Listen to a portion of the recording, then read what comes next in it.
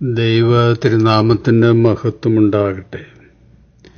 ജീവിത പരീക്ഷണങ്ങൾ പക്വതയും വിശ്വാസപൂർണതയും നൽകുന്നതുകൊണ്ട് സഹനങ്ങളിൽ സന്തോഷിക്കണമെന്നാണ് യാക്കോബ് ശ്ലീഹ പറയുന്നത്.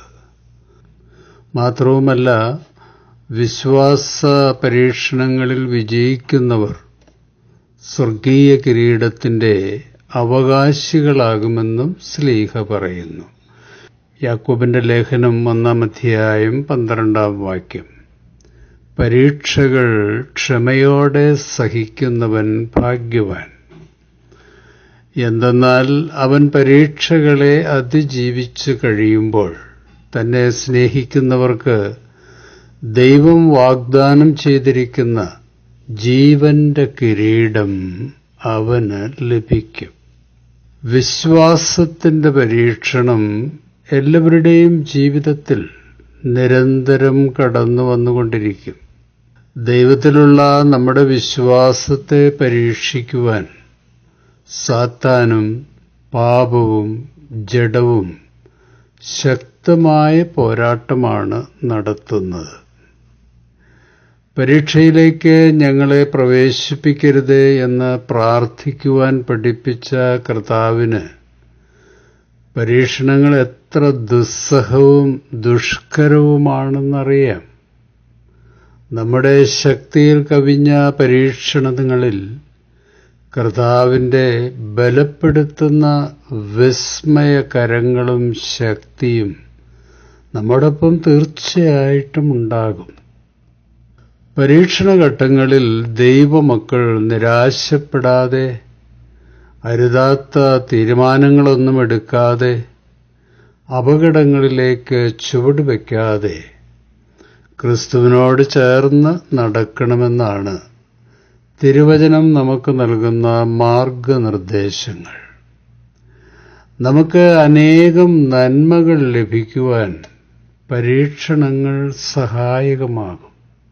എന്തൊക്കെ നന്മകളാണ് പരീക്ഷണങ്ങളിലൂടെ നമുക്ക് ലഭിക്കുന്നത്? റോമാലേഖനം 5-ാം അധ്യായം. നമ്മുടെ കഷ്ടതകളിലും നാം അഭിമാനിക്കുന്നു. എന്തെന്നാൽ കഷ്ടത സഹനശീലവും, സഹനശീലം ആത്മധൈര്യവും, ആത്മധൈര്യം പ്രത്യാശയും ഉളവാക്കുന്നു. സഹനങ്ങളിലൂടെ കടന്നു പോകുമ്പോൾ നമ്മൾ കൂടുതൽ ക്ഷമാശീലരാകും, വൈകാരിക പക്വത നേടും, വിശ്വാസത്തിൽ വളരും. മാത്രവുമല്ല, ദൈവം വാഗ്ദത്തം ചെയ്തിരിക്കുന്ന ജീവന്റെ കിരീടത്തിനുള്ള യോഗ്യതയും നമ്മൾ നേടും. ജീവിത പരീക്ഷണ ഘട്ടങ്ങളിൽ നഷ്ടങ്ങളെപ്പറ്റി മാത്രമല്ല, ഈ നേട്ടങ്ങളെപ്പറ്റിയും നമ്മൾ ചിന്തിക്കണം. അത് നമുക്കൊരുപാട് പ്രത്യാശ നൽകും. ഈ ദിവ്യദാനങ്ങൾ നേടുവാൻ 3 നിബന്ധനകൾ ഈ വേദഭാഗത്ത് പറയുന്നുണ്ട്. പരീക്ഷകൾ സഹിക്കണം, പരീക്ഷണങ്ങളിൽ വിശ്വസ്തരായിരിക്കണം, ദൈവശക്തിയിൽ ആശ്രയിച്ച് പരീക്ഷ പാസ്സാകണം. വെറുതെ പരീക്ഷകൾ സഹിച്ചതുകൊണ്ട് കാര്യമില്ല. നിരാശപ്പെട്ട് ദൈവത്തെ ദുഷിച്ചും ദൈവിക നിയോഗങ്ങളെ ശപിച്ചും മറ്റുള്ളവരോട് വിദ്വേഷത്തോടെ പ്രതികരിച്ചും പ്രതികാരങ്ങൾ ചെയ്തും പരീക്ഷണങ്ങളിലൂടെ കടന്നു പോകുന്നവർ യോഗ്യത നേടണമെന്നില്ല, തികവുള്ളവരായി തീരുകയുമില്ല. ക്ഷമയോടും വിശ്വസ്തയോടും ദൈവിക പ്രമാണങ്ങളിൽ അടിയുറച്ച് മുന്നേറുമ്പോഴാണ് നമ്മുടെ സഹനങ്ങൾ ഫലം കായ്ക്കുന്നത്. ദൈവത്തിന് പ്രീതികരവും പ്രസാദകരവുമാകുന്നത്. കഷ്ടതകളുടെ കുരിശെടുത്ത് ക്രിസ്തുവിനോട് ചേർന്ന് നടക്കുന്നവർക്ക് പരമോന്നത പ്രതിഫലമായ ജീവകിരീടം ലഭിക്കുമെന്ന് അപ്പോസ്തലൻ പറയുന്നു. പരീക്ഷണങ്ങളെ അതിജീവിച്ചു മുന്നേറുന്നവർക്കുള്ള പരമോന്നത പ്രതിഫലമാണ് ഇത്. ഗ്രീസിൽ സ്പോർട്സ് വിജയികൾക്ക് ശിരസ്സിൽ വച്ചു കൊടുക്കുന്ന ഇലകൾ കൊണ്ട് അലങ്കരിച്ച കിരീടത്തെ സൂചിപ്പിക്കുന്ന പദമാണ് ഇവിടെ ഉപയോഗിച്ചിരിക്കുന്ന ക്രൗൺ ഓഫ് ലൈഫ്. വിശ്വാസികൾ നിത്യതയിൽ സ്വീകരിക്കാൻ പോകുന്ന പ്രതിഫലത്തെയാണ് പ്രതീകാത്മകമായി യാക്കോബ് ശ്ലീഹ ഇവിടെ പ്രതിപാദിക്കുന്നത്. പരീക്ഷണങ്ങളിൽ വിശ്വസ്ത സാക്ഷികളായി വിശ്വാസത്തിൽ ഉറച്ചു നിൽക്കുന്ന എല്ലാവർക്കും ജീവന്റെ കിരീടം ലഭിക്കും. ഇതേപ്പറ്റിയുള്ള യോഹന്നാൻ ശ്ലീഹായുടെ വാക്കുകൾ വളരെ പ്രത്യാശ ഉളവാക്കുന്നതാണ്. 1 യോഹന്നാൻ 2-ാം അധ്യായം.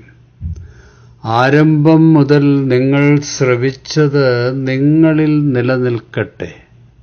അത് നിങ്ങളിൽ നിലനിൽക്കുമെങ്കിൽ നിങ്ങൾ പുത്രനിലും പിതാവിലും നിലനിൽക്കും. അവൻ നമുക്ക് നൽകിയിരിക്കുന്ന വാഗ്ദാനം ഇതാണ്: നിത്യജീവൻ.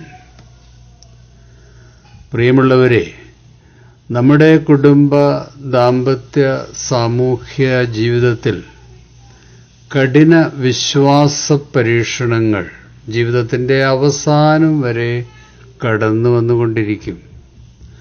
അപ്പോൾ വിശുദ്ധിയെ തികച്ച് ദൈവത്തിന്റെ സർവായുധവർഗം ധരിച്ച് ആത്മസംയമനത്തോടെ നാം സധൈര്യം നേരിടണം.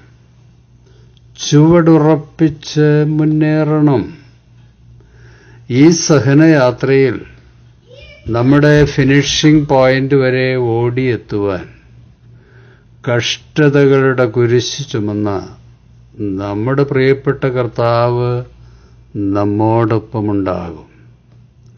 നമ്മൾ വീണുപോകാനും പരാജയപ്പെടാനും നമ്മുടെ കർത്താവ് ഒരിക്കലും അനുവദിക്കില്ല. സഹനത്തിന്റെ തീച്ചൂളയിൽ കരുണാമയൻ നമ്മെ കൈവിടില്ല.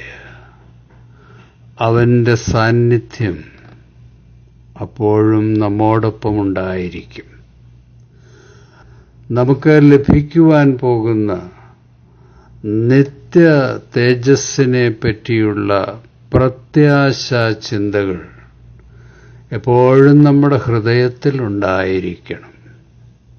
കഷ്ടങ്ങൾ സാരമില്ല, കണ്ണുനീർ സാരമില്ല എന്ന ഡിവൈൻ മെന്റൽ സെറ്റോടെ ഈ പ്രത്യാശ ചിന്തകൾ ജീവിതത്തെ അഭിമുഖീകരിക്കാൻ നമുക്ക് സഹായകമാകും.